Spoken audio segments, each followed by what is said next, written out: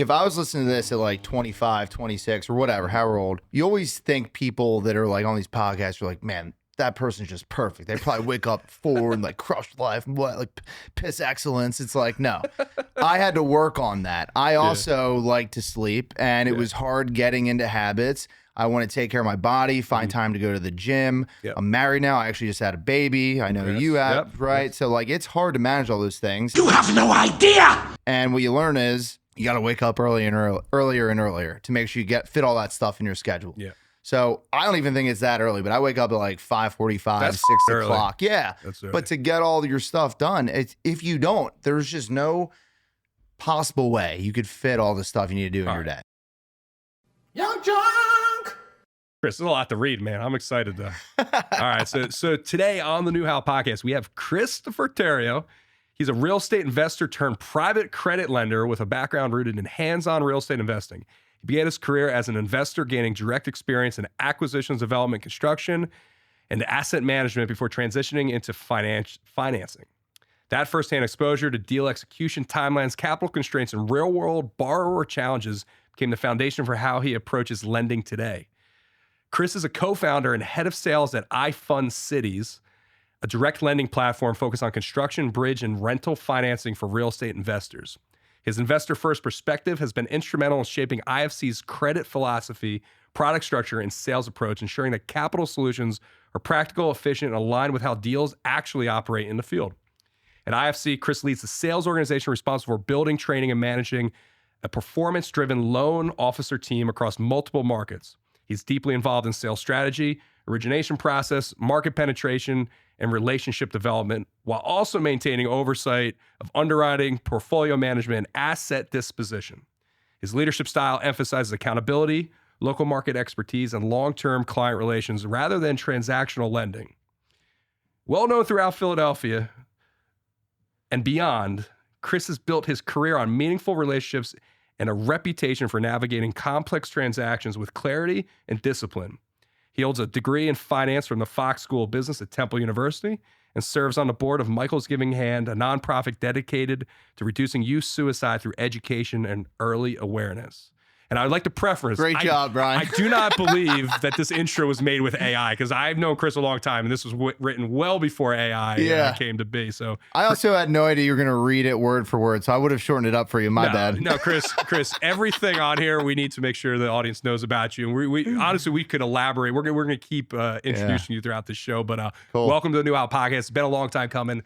Yep. And what's crazy is I remember like long ago when the IFC, I don't even know if it was called IFC at the time. Was it like iFund Philly? iFund Philly, right? Yeah. It was like infancy long ago. And, I remember it was just an idea. I'm going to start this lending company. It's crazy what's come today. But I don't even want to get to that, to this IFC thing. I want to peel back. I want to go to way iFund Philly. back. Let's go pre-iFund Philly. Let's get into a little bit about, you have a degree in finance. Obviously, with a degree in finance, like you can do a lot of different things. You can work for a big four. You can become a CPA. There's so much you could do. Like, talk to me about how like real estate came to be and like where that got rooted for you. Yeah. So the last thing on the bio that you read, the Michael's Giving Hand, that's based off of my mentor, Michael, who unfortunately committed suicide, lost his life to suicide. When I graduated Temple, actually my senior year, I started working for a local family office. They had, a bunch of units in the city of Philadelphia. So I got in the business hands-on, just doing literally property management, asset management, eventually grew into this finance role, worked with the banks, private money, hard money, you name it, that they use to finance new development. So then eventually, I went off on my own with one of the sons of the family office and started doing fix and flip, new construction, infill development, at which point that's where I met you. We started, so Brian, you designed a bunch of houses for us at one point, handful of stuff, which was cool. So I got to see Design Blends go from where it is now, this big national shop, to, when it started. So that's how it started. And I guess, as a developer, right? Do you still do developments there? Are you still a little bit small? Yeah, I mean, it has to like be the home run of all home runs, and I don't want to be involved in it whatsoever. Home runs are getting harder to find. Just ask Nick Castellanos. Yeah. You know what I mean? Like, exactly. It's hard. Yeah. But no, that's I feel like you always got to dabble with what you help support people with. Yeah.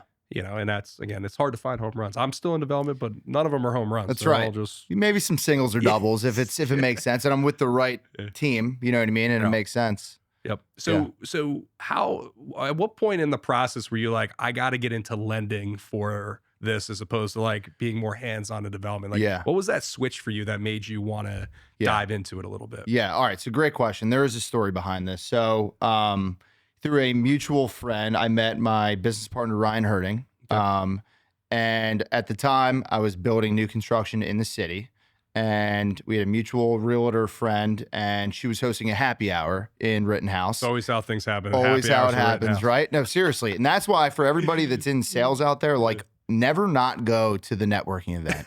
Always go. There will always be a connection that you make, right? Even if it doesn't immediately impact your business. Always go to the happy hour. Always. All right. So we went to this happy hour. I met Ryan. I told him about this deal that we were doing, Uber Street. And he invested in that deal, invested in me, invested in that deal. Ryan called me, however long ago, like 2 weeks after that, and was like, yo, man, do you know any other guys that use alternative money? I was like, yeah, I know a bunch of guys in my circle. He was like, we should start a lending company. I was like, cool, let's do it. And that's kind of how, so I was actually in a meeting, at one of our projects, and Ryan texted me, he was like, hey, meet me at Chickies and Pete's. And I think I left that meeting, and I don't think I ever went back. I just went to Chickies and Pete's and just came up with the name. It was kind of like that's the scene you always see is like guys get together. It's like, let's start a bar. Like we need a bar. Yeah, but literally. instead for your side, it was like, let's start a lending company. Yeah. Maybe a little more sophisticated than running a bar. Yeah, for sure. But then you met at the bar to come up with it. Come up with the idea. Came up with I Fund Philly. And it was just you two in the beginning. Just us in the beginning. Yeah. Ryan had a background of building high performing sales team. Yep. Also had some capital to put to work. I had a background in real estate, also some sales ability. Yep. So we had differing but complementing skill sets, but we were missing that like capital market side at first. So Brian Ziegenfuse, a third partner, he came in, and together it was a really good team. Yep. With me kind of running down sales and real estate with Ryan. Ryan was raising capital. Brian was ops. So that was the core group. Yeah. So literally the three of you all have your own individual skills. So let's talk about that a little bit, because a lot of times when people get into business, partnerships are hard, right? It's like a marriage. It's a marriage, right? It can be, right?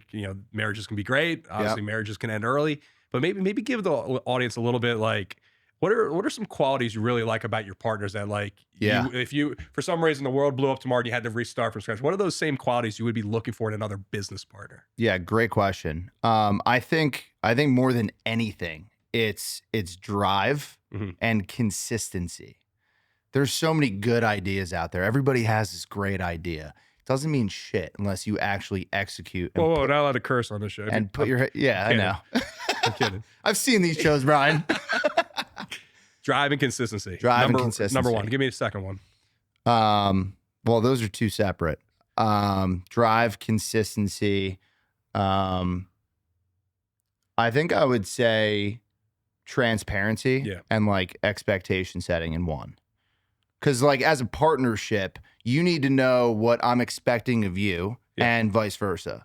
You never want to feel like I'm pulling more than that guy's pulling, right? That's like probably the most important. I feel like sometimes partnerships get in trouble because of that, right? Like you're not open, you don't communicate enough, you don't know each other's roles, like you're not stepping on each other's toes. This person's got to do this, this person's got to do that. And I think a lot of the things in business are solved when those conversations start to happen. That's why the complementing but differing skill sets is very important. You don't want to have overlap. Like there's always going to be overlapping skill sets. Like, Brian could probably sell, maybe not as well as me and Ryan, but I can't create spreadsheets like Brian can. There's always overlap, but you have your lane and you execute on that lane. Yep. So talk about sales, right? You went to school for financing. How are you able to head to sales? Like talk about that a little bit. Yeah.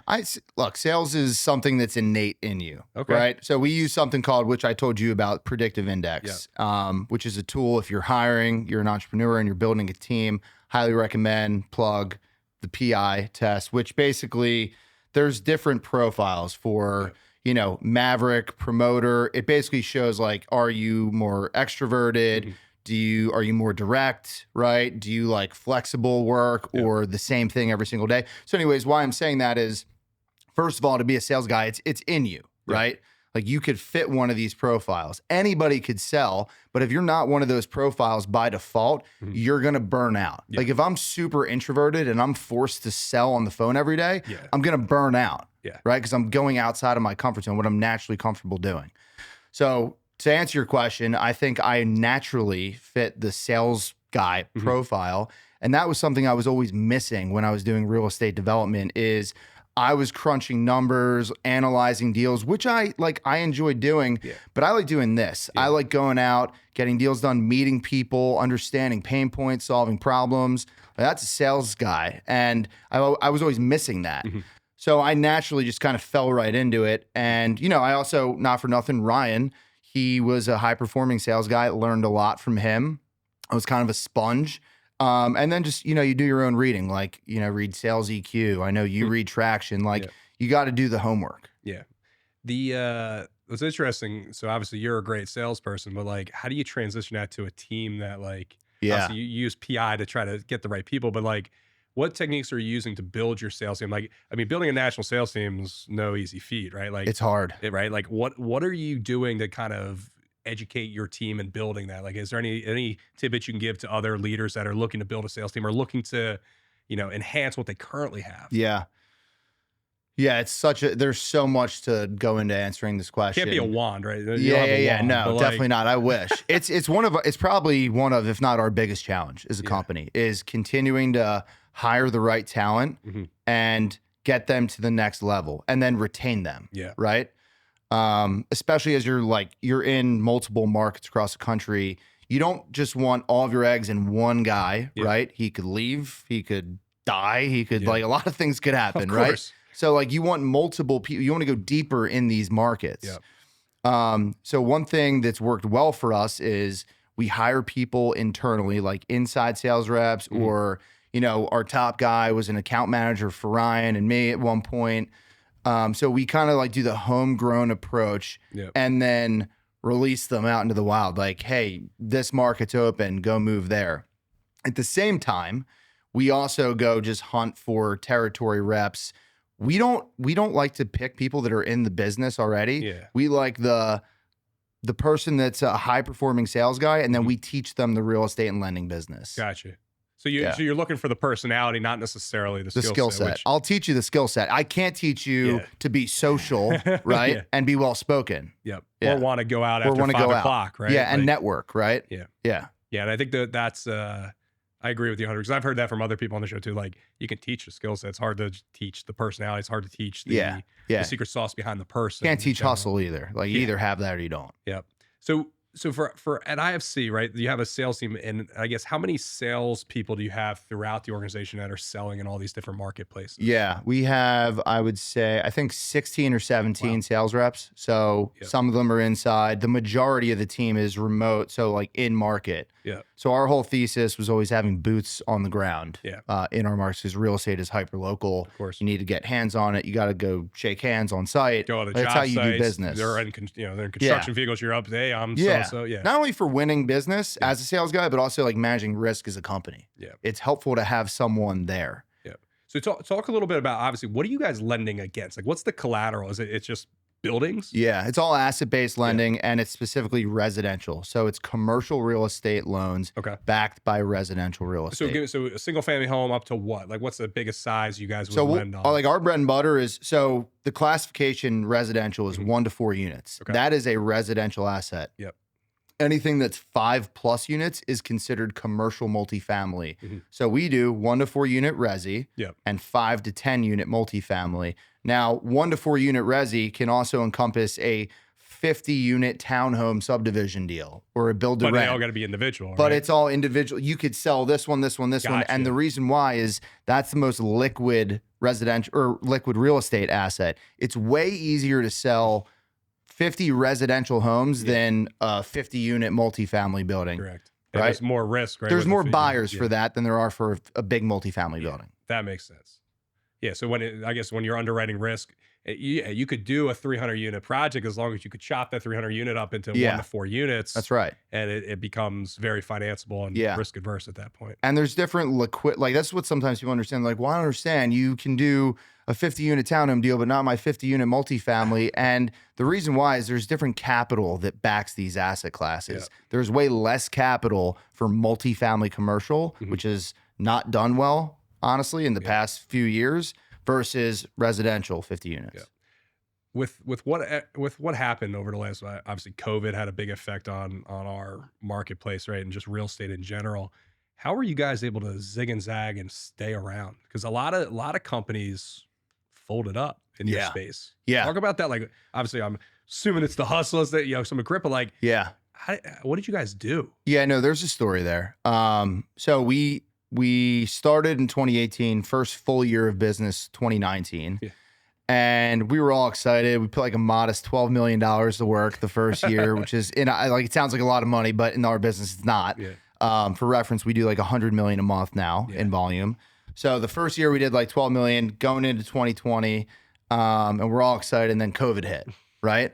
And we had to basically go on unemployment because capital markets, where all of these loans get bought up and you get your liquidity, shut down effectively overnight. Yeah. So the water spigot turned off. Water spigot turned off completely. Not good. But not just for us. We were just starting out for all the other guys that were already in business. So we were able to get a very strategic family office and other capital partnerships, not just Wall Street institutional capital, where while these other guys were kind of asleep at the wheel, we gobbled up a lot of market share that year. And that kind of like, because you were able to keep, we just kept doors open for lending. the developers. They were like, hey, they're not funding my draws. I'm like, well, I'll do it if you refi with us. So we're like, hey, here's the deal. My lender won't close. We'll do it. Bring it over here. Wow. We gobbled up so much market share that year. I think we went from doing like 12 million to 200 million. Holy shit. Yeah. And that's, I mean, there's nothing like keeping a client forever if you help them in the worst time of their lives. Yeah. So like, yeah. Oh, how no. could they ever fucking leave never, you guys? Never. Sorry for cursing. No, sorry. Yeah, it's okay. I'll forgive you. Yeah. Right. But like, why would they go anywhere else at that point if you're able to figure out a way? They wouldn't. So you're telling me out of all the hard money companies in the US, you were one of the few that was able to zig and zag that to the point where like you went from 12 million in loan origination up to 200 million. Yeah. So there's that big of a need. year. The private credit industry is massive. Yeah. Massive. Like over $10 billion of just like institutional private credit. So you said something that I'm sure caught a lot of eyes, and there might be some people rewinding it, but you said 100 million a month. Yeah. A volume. Yeah. A volume of like, here's a Loan $1 million volume, loan. Here's a, right. How many loans a year do you think you guys are doing? Average loan size is $450,000. Okay. So it's a conveyor belt of loans. So it's 5,000 loans a year. Correct. Holy shit. Yeah. Yeah, that's a lot of. It's a lot of loans. That's a lot of. You don't print out these papers, do you? No, we don't. We don't You really start close in buying a office. Yeah, rainforest yeah. to print Title out all companies these- hate us, but That's amazing. yeah. So like, what's the potential for what you're going to do at IFC? Like, all right, you're at 100 million a month, but like, how big is that market share? Obviously, you gobbled up a large chunk of it, but like, barely even scratched the surface. It's a massive. You haven't even gotten to the cherry marketplace. yet. Yeah, it's massive. Yeah. So back to your role then as like a sales leader in your organization, what do you see that you think you have to get to do another 100 million a month? Like, how do you go to $1 billion a month? Is it possible? I mean, there's no single private lender that does $1 billion a month, but people are getting close. Yeah. Yeah. And where were you guys? A handful. Where do you rank in regards of like We're in the private top 10 in the country of private lenders. And actually, not like this isn't like a pat on the back for being in the top 10, but of the top 10, we're the only one that's 100% privately owned, which means like hedge fund Wall or Street's not Blackstone involved. doesn't own a piece of or all of the company. Gotcha. Yeah, so you're number one in regards to private It's company pretty cool. ownership. Yeah. Yeah. That's wild. Which is like, so our customers, what that means for them is, and I teach my sales guys to say this, but it's like, you get the national lender products and services and rates and terms, but the local lender feel. Yeah. Yeah, that's a competitive advantage if I ever seen one. Yeah. All right. Let's go back to when you were doing barely 12 million a year. Yeah. I fund Philly. I fund Philly. You were just looking at Philly, the 3 million or so people that live around here, and couldn't see like 3 feet in front of my face, clearly. Yeah. What did you learn there that or maybe what did you learn getting the 12, the 100 million a month? Like, like if you could go back to when you were at 12 million, what would you have done quicker that you've learned now at 200? Yeah. I mean, there's so many things, right? Like now there's so much transparency and like people that are transacting, like real estate investors and lists to call through. Like if I go back in time, we could do probably $1 billion in year 2 if we had the capital, but like having access to all the borrowers when you're starting out, you know, I was hitting people up and Ryan, you know, Facebook, Instagram, like those were our lead sources. Me and Ryan were just literally driving for dollars in the streets. You're driving to try to find lenders to lend you the money. Driving to find investors, to lend money too. Oh, gotcha. Right? Yeah, like the sales part of it. Yeah. And obviously it's a touchy situation, right? Because there's a lot of trust that needs to be made. Right. If someone's giving you that capital knowing that it's coming. Yes. Right. Especially if you haven't, you're only doing 12 million, you're not doing 100 million. There's a lot of fake it till you make it too. Like if you asked us in 2018, how much volume do we? We're like, yeah, we'll do like 100 million this year. In our heads, we're doing 100 million, but that's okay. I mean, ask any great entrepreneur. I'm sure they had something similar. Yeah, to you that. got to, in order to get started, you got to talk about what you're going to be doing, not necessarily what you're doing. Yeah. And I think that holds true to any person that's building a big business. Right. That's wild. All right. So amazing, by the way. And I think a lot of people listening is like, kudos to you guys. Like fastest growing private lender in America. Is that? One of. We got in Philadelphia, we got like the second fastest growing company in Philadelphia in 2023. We applied for that thing. Yeah. Congrats on that. Yeah. Yeah. At a certain point, it's hard to keep staying on that list. It is. We just did it because they do it a % growth. Yeah. I think the winner grew like 2,000% year over year. I was like, well, that'd be cool. It's all ridiculous. Yeah. It's like you got to, to maintain that. But you guys checked the Inc. 5000. I'm surprised you guys haven't applied for that yet. No, we didn't. I'll ask you about that offline. The Inc. 5000. It'd be cool to see you guys at the Inc. 500 because that's cool. I only got the 579. I was pissed I couldn't get the 500. We were not much further off. Is that national? It's a national. What, fastest growing companies or? Inc. 5000 listing the fastest growing companies in the nation. Not just Philly. Oh, that's cool. That's a fun list. It's a fun network to be on. But I'll ask you about that. Definitely. If you're growing 1,000% a year, you'll be. Yeah. No, we weren't 1,000. The one that came in first place. Yeah. But we were pretty good. You're up there. Yeah, we're up there. Yeah. So I want to talk specifically about you. We're not necessarily work, but I want to talk about what allowed you to be who you are at work. So like getting into talk about like, give me like a daily routine. Like when do you wake up in the morning to do what you got to do? And like on the flip side, like what do you do before you go to bed? Yeah. A little bit. And by the way, because if I'm listening to this podcast, and I want the PG stuff. I don't want PG stuff. Yeah. Okay. Too bad. No, I'm just kidding. If I was listening to this at like 25, 26 or whatever, however old, you always think people that are like on these podcasts are like, man, that person's just perfect. They probably wake up 4 and like crush life and like piss excellence. It's like, no, I had to work on that. I also like to sleep and it was hard getting into habits. I want to take care of my body, find time to go to the gym. Yep. I'm married now. I actually just had a baby. I know you have, right? Yep. So like, it's hard to manage all those things. And what you learn is you got to wake up earlier and earlier to make sure you fit all that stuff in your schedule. Yeah. So I don't even think it's that early, but I wake up at like 5:45, 6 o'clock. Yeah. But to get all your stuff done, if you don't, there's just no possible way you could fit all the stuff you need to do in your day. 5:45 comes, beep, beep, beep, alarm comes. You roll over, you look at it, do you hit it or do you just pop right up? So it depends. If I'm staying in the city, because we're like staying in the burbs and in the city right now. If I'm in the city, I'm going to the gym. Yep. Working out for a good hour, hit the sauna. Go home, shower, because I live like in a 5-minute radius to my office in the gym.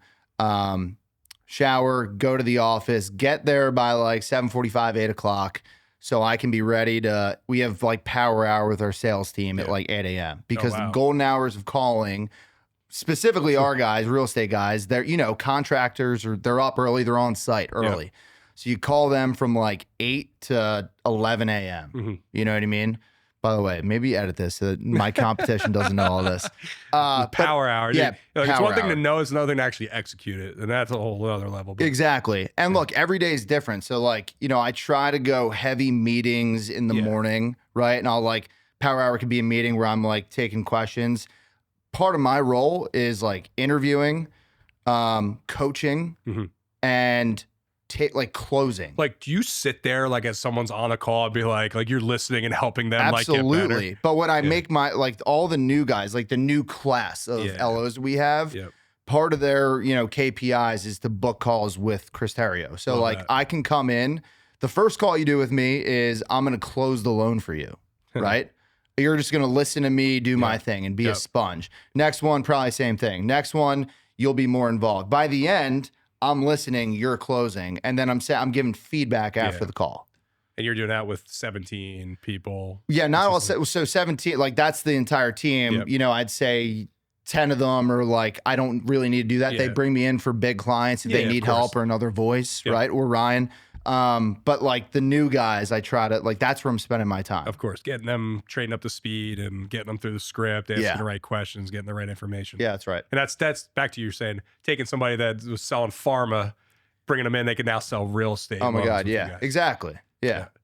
So they just need to hear how to do it, and if they're a good sales guy, they can regurgitate it. Yeah, and it's what's the quickest someone's coming to your office and like close the loan? I'm just curious. Yeah, I think that we just broke this. I know this. There's got to be like a plaque in your office that says like 17 minutes or something like from the moment they got there to 8 a.m. The first guy closed his first loan in 30 days, and he got his term sheet signed. We do like 2 weeks of training. He got a term sheet signed in training. I love that. So that's pretty cool. Yeah, those are just just cool to, maybe that's a KPI for the org to track. Exactly. Yeah, for sure. All right.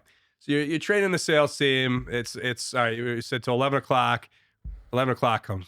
What are you doing? Yeah. That kind of is all like throughout the day. So if I were to say the like power hour, I'm taking calls. Yeah. Then I'll usually block off like an hour or two for operational work. So like we need to fix the sales reporting, or we need to work on this. It's more like you're blocking off time internal to work growth in the business. In the business. Yeah. Yes, or exactly. Or I guess, sorry, on the business, but on the business, but in like during the like day.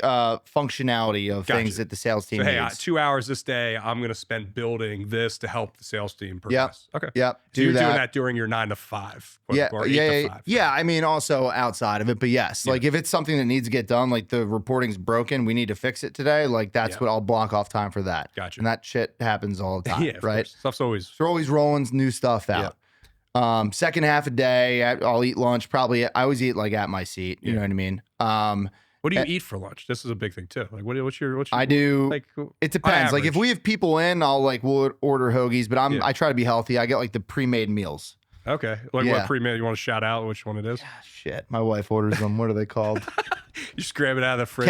Kenny's meals. Kenny's meal. I'm gonna look into that. Kenny's meals. They're good, and they don't come in plastic. They come in like the cardboard paper, which is good. And are they Philly based? South Jersey, so they deliver. Okay, I'm gonna look into that. For Kenny's myself. meals are good. I love it. Kenny's. Shout out to Kenny's meals. Shout out Kenny. I don't even know that's your name, but shout out. Chris looking fit. That's right, baby. Let's go. I love that. All right, so you got pre-made meals. You're bringing that to work. Yeah.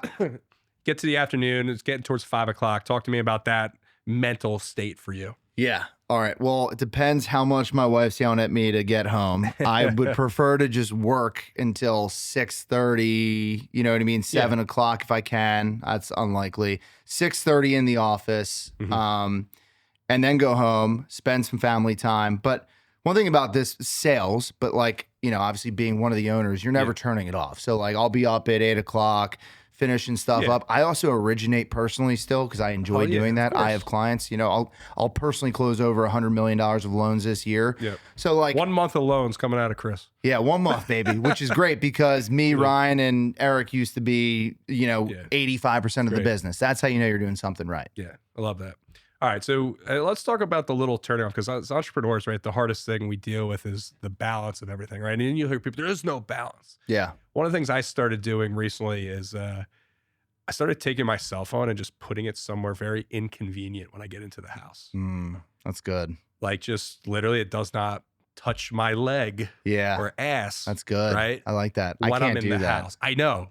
And this is only I recent. freak out. And I it's only recent for me because I one of my leadership groups, a gentleman came in who was like a producer, actor, whatever, but he talked about the difference between like having to be at work versus having to be at home. And he said, no matter what you do as a business leader, you're always on stage. Yeah. Right? You're always on stage, whether it's with an employee, Yep. a potential client, your significant other at home. You're always on stage. And he said something that kind of clicked with me that has stuck with me. And he goes, you have to, when you show up, whether it's at work, at home, you have to mentally realize like you're putting on a show. So what I say is like, it's showtime. No matter how you're feeling, no matter what it is, it's like you have to put that aside and you have to act, quote unquote, the way you got to be for what you have to deal with, right? Yeah. It's like, it's not saying we're lying to people, but like if I go into my office on a Monday and I'm pissed off, like fuck this, fuck that You client, gotta put on a happy face. right? Yeah. What do you think that does to the rest of the Everybody's cast? pissed off and scared and Right? anxious. So, but I started thinking about it, obviously, for my personal life. I always do a good job of business. Where you see me off kilter in the office, and if I am, I'm usually not there. Yeah. But it takes a lot to shake me these days. But Yeah. on the personal side, I was like, what can I do to be a better performer? Like, and it's just the little thing, like take your cell phone, Yeah. jam it in a drawer, Yep. put it on silent, and spend the next hour and a half. You being a new father like me, right? Yep. I want to spend the next hour and a half with my daughter before she goes to bed. Yeah. It's like it's showtime. Cut Right. it. That's right. Yeah. That's good. I was just trying to give you. I know you're giving a lot of it. I'm trying to just say something. No, that I worked for love me. that, man. I need to practice more of that. Like it's being present in the moment. Yeah, You know what I showtime. mean? It's Yeah. showtime. I know, but the problem is in our job, especially sales too, like it's constantly You got West showtime. Coast. Well, if you got West Coast shit going on right now, it's 6:30 East Coast. You're Yeah, fucking yeah. 3:00, 3:30 West Coast. Yeah. Thank God we don't have too much going on there. If we do, we need another manager. Yeah. But like it's always showtime. Yeah. It's always showtime. So when you come home, sometimes you want to take the mask off, but you're right. Like you need to be there for your wife and your kids and, show up for them. Yep. My wife's always like, I feel like I get the, burned out, exhausted Chris because I come in like, finally I'm home.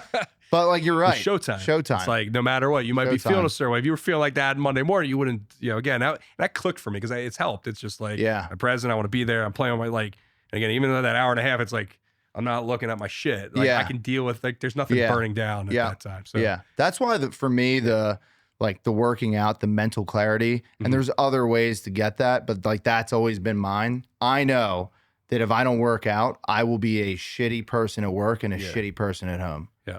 Maybe you could help me with that because I've been struggling to maintain a ritualized workout routine. I've tried to hire private trainers. I've downloaded every fucking app on my phone. Yeah. What? Well, let me ask you, what's the hardest part about it? Why can't you get there? What's crazy for me is the consistency, back to consistency of like, do I do it in the morning, afternoon? Like, Yeah. Just showing up. What's even fucking crazy is I have a gym at my house, Yeah. right? It's not like I have to Right. fucking go anywhere, Yeah. right? So, but like, I'll be like, oh, I work out 1 day, 2 days, 3 days. And it's like, shit, I can't find that rhythm the following week. And I don't know, maybe it's a time thing, but is there maybe something mentally that's worked for you that just allows you to like, is it the feeling you get? Because I know I feel way better when I work out, but every time when you're like, oh man, I don't feel like getting up, I'm not going to go. And then you like somehow muster the courage, you get up, you go. Yeah. As soon as you walk out of those doors, you're like, man, thank fucking God I went. Oh my God, I feel so much better. Yeah. Right. So like, I don't know, man. Here's how I started doing it. It's try to make it super attainable. Don't be like, okay, I'm gonna wake up at 5 a.m., go to the gym 6 days a week. It's like, well, that's daunting. Yeah. It's like commit to 1 day this week. You can do that. Wake up at fucking 6 a.m. I could do that. Get your ass. You could do that. I could do that. Next week, wake up at 6 a.m., go to the gym, or come home early and go to the gym at 6 p.m. Whatever it is. Commit to 1 day. Get that done for that week. Yeah. Then be like, was that hard? The answer would be no. Then be like, you know what? I'm going to do 2 days next week. Yeah. Do that consistently for 2 weeks. Yeah. And then be like, you know what? I feel good now. I love those days. I'm going to throw in a third day. That's how I had to like trick my brain and my How many days a week body. are you working out now? 4, Oh, wow. 5. Yeah, it's Yeah. great. If I could do 5, great. I'll be honest. I'm on camera, but I've been doing 4. So 4. I'm slacking. Monday Yeah. through Friday, though, you're doing Yeah. it for. No, actually, no. Biggest thing I've changed is getting Saturday and Sundays in. They're just 2 massive days where you don't have anything to do. Yeah, so Saturday you get up, hit the gym. Come Monday, I'm like, I got 3 days under my belt. Yeah. Because I went Friday. Like, take advantage of that. One of the things you said earlier that I'm just curious of and how that relates to your habits, like you mentioned that you're in the city and out in the burbs. You going back and forth with your family? Just right now. So we had the baby. She's just about 3 months old. We moved in with grandma. Okay. Shout out grandma. Yeah. Thank you. So in January, we're moving back into the city full time. Gotcha. So Yeah, so the help, and yeah, that's awesome. yeah. Because I was like, wait, I kind of like that idea. Yeah, I was yeah. like, wait a second, a place in the city. Stay for one night week? here by myself. Yeah. No, that's amazing. Yeah. So let's get back. So all right, so habits, working out, anything else you do that you know helps you be on every day? Anything else, Eating healthy is shout like out to Kenny's Meals. Kenny's Meals, We're good. baby. Eating healthy. Also, just communicating with the people that are important in my life. Like I've noticed that this is just me. I'm a pleaser. Yeah. Naturally. So when I'm right with the people that I care about, whether it's personal or especially business or employees, like over communicate. Like that's how I get mentally. When I feel good, I'll perform well. Yeah. No. So constant communication, taking care of yourself mentally. Yeah. Health. Yeah. The right habits. What time you go to bed? Just curious. I've been making a big effort to go to bed at like 10:30. Okay. Yeah. Okay. So only earlier than I was. Yeah. That way you're getting up 5:45, no problem. 100%. 8 hours, 7-8 hours. Yeah. But if I'm like 11:30, 12 o'clock, like my morning workout shot, then I go into work all pissed off, and it's maybe just, that's fine. I'm gonna start trying to get to bed earlier. Yeah. I think that could be part of my issue. I mean, it's definitely part of your issue. Yeah. Got to go to bed earlier. It's all. And this comes from like a 1 a.m. Like I used to just like, look at shit, not like doom scroll. Like I do that, but look at shit, like get into like Reddit holes or, you know what I mean? Interesting shit. Yeah. All right. Yeah. I'm going to look into that. All right. Back to IFC real quick. Yep. I want to talk, what's next? What do you guys do? Like what's like when I bring you back here? Yeah. And when you're doing 300 million, like, is that the game plan? Like you guys just going to keep growing? Are you going to lend other stuff? You going to expand? You're going to go global? Like what? Yeah. I fund global, baby. Yeah. You're going to do like houses in Brazil? Yeah. Like what are we talking about? Yeah. I'll head up the Italy branch. I fund cities. It's I fund nations. Yeah, like I'm trying to get nations, to, yeah. I mean, that'd be awesome. But no, I think our goal is it's not as much like dollar amount of like volume. Like, yes, we have that goal written down. But it's more about, like I was mentioning earlier, like the amount of reps we have in a given market. Yep. So the depth and security, like I live my life, and I know Ryan and Brian do this too. Like we live our lives like tomorrow it could all just go away. Yeah. And like kind of in a constant state of fear. I was just listening to Jensen Hong, NVIDIA. And like he said the same thing. I was like, not comparing myself to him at all, but like he constantly lives his life in a state of anxiety.